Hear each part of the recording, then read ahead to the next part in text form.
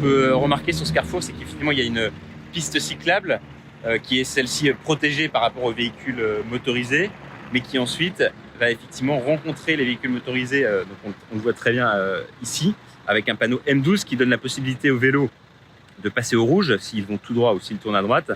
Malheureusement, si le vélo respecte le feu, il se retrouve à passer au feu vert en même temps que les véhicules. Et donc la route du vélo peut potentiellement croiser celle des véhicules à moteur, puisqu'on le voit bien, les véhicules à moteur vont tourner.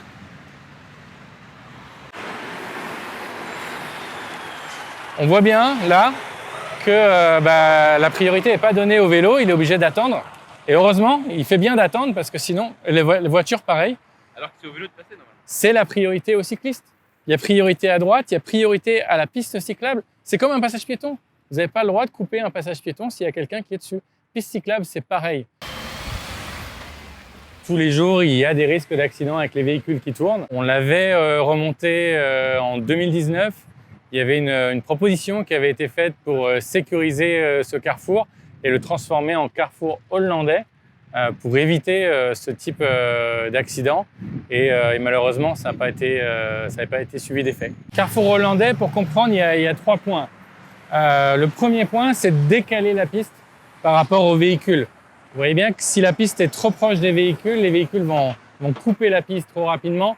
Et non seulement ils n'auront pas le temps de voir la cycliste, mais la cycliste, elle n'aura pas le temps non plus de voir que le véhicule tourne. Et c'est là où il y a des accidents dangereux avec les camions. Deuxième point, sécuriser le passage des vélos et des piétons avec une sécurité avec des plots ou un trottoir en béton qui va protéger les gens, les piétons et les vélos dans le virage. Ça va permettre aux véhicules de tourner et de ne plus avoir d'angle mort. Et on le sait que l'angle mort, c'était vraiment la cause de l'accident. Non seulement le cycliste va pouvoir voir le camion qui tourne, mais le camion va pouvoir voir le cycliste qui est là. Et ça sauve des vies.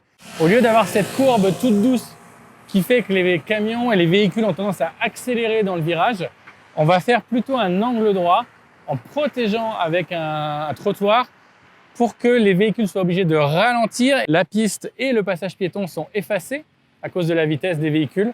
Les véhicules vont trop vite dans cette courbe et c'est ça malheureusement qui est la cause de l'accident avec l'angle mort. Alors les carrefours en particulier sont les endroits où il y a le plus d'accidents cyclistes. À partir du moment où on va croiser la route d'autres véhicules, c'est le moment où c'est le plus dangereux.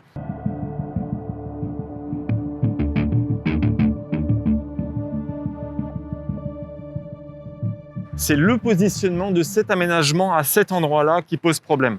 Actuellement, quand les véhicules arrivent dans le carrefour, il n'y a rien qui les empêche de tourner en serrant le virage. Donc, on peut voir où se place l'angle mort du véhicule. Le cycliste n'est à aucun moment visible. Cet angle mort est en parfait alignement avec l'arrivée de la piste cyclable. Et ce, tout au long de la manœuvre du camion qui va sortir de ce carrefour. Maintenant, voici à quoi ressemble cette infrastructure en carrefour à la hollandaise. Quand le camion arrive au niveau de la piste cyclable, il a une parfaite visibilité sur celle-ci. Cet aménagement oblige également les poids lourds et bus à ralentir pour effectuer un rayon de braquage plus court, ce qui permet, une fois de plus, d'améliorer l'anticipation au niveau de ce carrefour. Je ne déresponsabilise pas les véhicules qui vont tourner sans regarder, évidemment.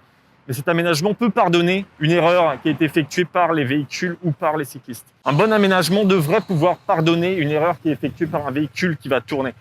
Il devrait permettre au véhicule de voir la cycliste et de lui faire prendre ce virage de manière plus lente.